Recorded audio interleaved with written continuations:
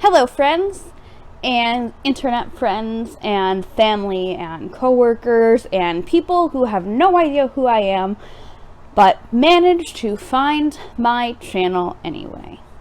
Welcome to my YouTube channel. If you've been here before, welcome back. You may recognize my couch that I'm sitting on. You may or may not recognize my glasses. I don't think I've worn glasses on a video before, but I could be wrong. If you have not been here before, hello, welcome, enjoy your stay. Anyway, today I have something very exciting to talk about. I'm branching out to book reviews. Okay, sort of. I'm just going to kind of give my thoughts on a book that I read recently and share a little passage from it. If you saw my video, Netflix for books, I'll put a card up here. You would know that I have been going to the library lately, and I've been reading a lot. But the thing is, when I go to the library, I honestly tend to just go to like the new releases, because that's like right there. And if there's not something that I have walked into the library in mind, like searching for this specific book, I just go up to the new release section and I pick something out that catches my eye. So a couple weeks ago, I saw this book, Tweet Cute by Emma Lord. And I knew I had to read it. It is a Twitter love story. The very concept of a Twitter love story is absolutely enchanting to me as someone who spends way too much time on Twitter. I want to give a little shout out to my friend Scott Waldman. He had me on his amazing podcast, Waldman's Words, a little over a year ago. And he introduced me as, among other things, among sharing like my professional accomplishments and everything, Scott told his audience that I was one of the most prolific tweeters that he knew. And I took great honor in that. I think my tweets have only increased in frequency over the past year. Thank you, Scott, for that vote of confidence. Anyway, so about this book. So the premise of Tweet Cute, so the book takes place in New York City. It is told from alternating perspectives. Pepper and Jack are the two characters, and they are classmates, seniors at a prestigious private high school on the Upper East Side of New York City. Pepper's family owns Big League Burger, which is the new, hip, massive fast food chain across the country. Jack's parents own a deli called Girl Cheesing in, I think it's the East Village where Jack lives. Pepper lives in the Upper East Side near the school. And the two of them essentially get in this Twitter war. Jack's family, their deli, Girl Cheesing, which, by the way, is such a great example of a restaurant name that was made up for a book. But I think it's cute. Girl Cheesing has this grandma special sandwich, and Big League Burger copies it and posts it on Twitter. And essentially, the two companies get into a war. But it's actually Pepper and Jack who are running the company Twitter accounts. In Pepper's case, Big League Burger being like a big corporate entity, they have a full-time employee. Her name is Taffy, running the social media. But I don't know, for whatever reason, Pepper has been tasked with like the actual dirty work of writing the company's tweets and replying, and it's a lot of work, it's a lot of time, but she takes a liking to it. She doesn't know at first that the person behind the Girl Cheesing account is this guy Jack, who she has kind of a rivalry with. Pepper is one of the swim team captains. Jack is one of the diving team captains. So they have to like kind of work together and to plan like fundraisers and stuff. And at the same time, this Twitter war is going on, and they're like, well, can we really be friends? What's going on? Meanwhile, there is a really great sort of secret messaging storyline going on. If you saw a Cinderella story, or even like Sierra Burgess is a Loser, they both have these plot lines of someone is messaging another person and doesn't know who it is, but they feel this connection. There's a storyline like that in here too, and it's very cute. So yeah, there's this Twitter war, and that kind of helps Jack and Pepper connect, and you may get to see them fall in love. Who knows? Look, this book is really cute, y'all. I am a sucker for a young adult teen romance. I love any kind of coming of age story, and I wouldn't really say this is a coming of age story. It's more about, the rivalry between Pepper and Jack, but you do get a little bit of that, realizing that my problems were actually my fault all along, and I have the power to change things, and I can stand up to other people, and I can do what I want, etc., which is really fun. You see some friendships forming, some romances, and honestly, I had to read any book that focused on Twitter. Twitter, to me, I do use it to share my work and interact with people professionally. I have one Twitter account. I don't separate personal stuff from professional stuff. Maybe I should, I don't know. But for me, I have a lot of shit posting on Twitter, and it's a place where I can kind of just completely be myself, totally unfiltered.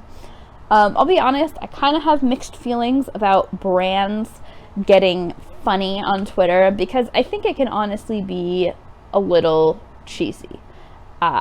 I want to, buy your product or subscribe to your software, whatever, because it's a good product, and a lot of it, I don't know, it doesn't feel genuine to me always when brands are doing this, right? When brands are trying to act snarky or funny or cool or nihilistic, it doesn't feel genuine. It feels like they're trying to do something edgy because it's cool. Anyway, I wanted to read a little selection from the book. Keep in mind, I know I'm saying a lot of sort of silly things about Tweet Cute, but I really liked the book. It was a very quick read. I read it in, probably just a couple of days. I would read every day before bed. And I found it really sweet and heartwarming. But there was definitely some times throughout where I just found something that was so, just, holy shit, I can't believe this is in a book. I can't believe we have books, not just that mention Twitter, but books that are, about Twitter, about a Twitter war. I would Snapchat a couple of my friends, shout out Logan and Michelle and Gabe, who all got a lot of Snapchats with some of my favorite quotes from this book as I was reading it, just because there would be some stuff that I would come across that I thought was really funny. So anyway, I'm going to read this selection for you guys. As background, Pepper and Jack, they've been in this Twitter war as Big League Burger and Girl Cheesing, and the war has gotten quite heated, and they're trying to figure out how to proceed. As background, Taffy is the name of Big League Burger's social media manager, and Hubseed is essentially their version of BuzzFeed. So the dialogue starts from Pepper, but this passage is told from Jack's perspective. Well, I get it. It's hard keeping up with me. You clearly need the break. I let out a huff of a laugh, my chest untightening. Please, I'm tweeting circles around you. Then why don't we up the stakes? What, you want this war to bleed into Instagram? Pepper snorts. Please, I have no interest in embarrassing you that thoroughly. Embarrassing me, huh? Somehow in this back and forth snark, we've gravitated so close to each other that my shoulder is grazing hers. Her eyes flicker to it for a moment, but neither of us moves. My staged food pictures put Martha Stewart to shame. Yeah?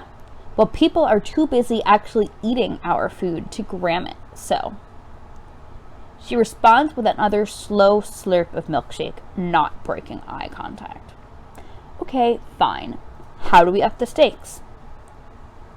I hear the smirk in her voice before it fully curls on her face. Sudden death. Retweet war. We both tweet pictures of our grilled cheeses at the same time, and whoever has more retweets by the end of the week wins. I'm dismissing this before she even finishes the sentence. You have way more followers than we do. And you have way more engagement per follower than we do, says Pepper, with the bored air of someone who is anticipating this argument of someone who has done their research and then some. But I have a solution. We get a neutral third party involved. Is there anyone in the world who doesn't have an opinion on our grilled cheeses right now? Unlikely, which is why I think we should approach an outlet. Isn't one of the co-founders of Hubseed a Stonehall alum? Do you think you can get the Hub involved in this? Pepper shrugs. They've already reached out to Taffy about writing an article on the Twitter spat between the brands.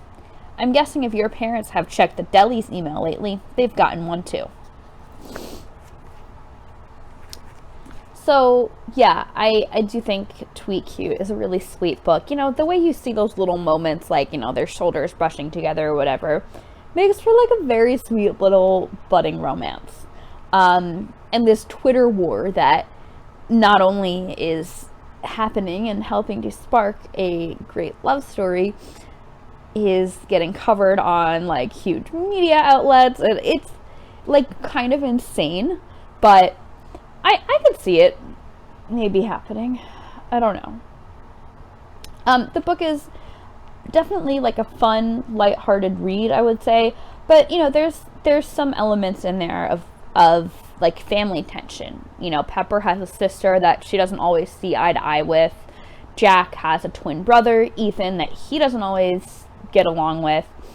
Pepper's mom forces her, or pushes her, maybe not forces, pushes her to tweet and post on the Big League Burger Twitter instead of doing her homework or sending in college applications. Let that sink in. Mom's telling her to go on Twitter instead of applying for college. I mean, honestly, by the time I got Twitter, it was my senior year of high school, and I don't know, I used it, but it wasn't till like the very end of the school year that I got Twitter. I had probably posted probably less than a dozen times when I tweeted, "Today is graduation day," something like that. I wonder if I could find that tweet. Anyway, yeah, I mean, Tweet Cute, it's a good read. I would pick it up. If you find it, read it. Always check out new books. Reading is good for your brain, or whatever. Well, anyway, thank you all for watching this video about a book about a Twitter war and Twitter love story. If you have not already subscribed, please do so, and please tell someone that you know to subscribe to my channel, and then I'll probably have like 10 million subscribers really soon. Yeah, thank you for watching. Please like and comment below.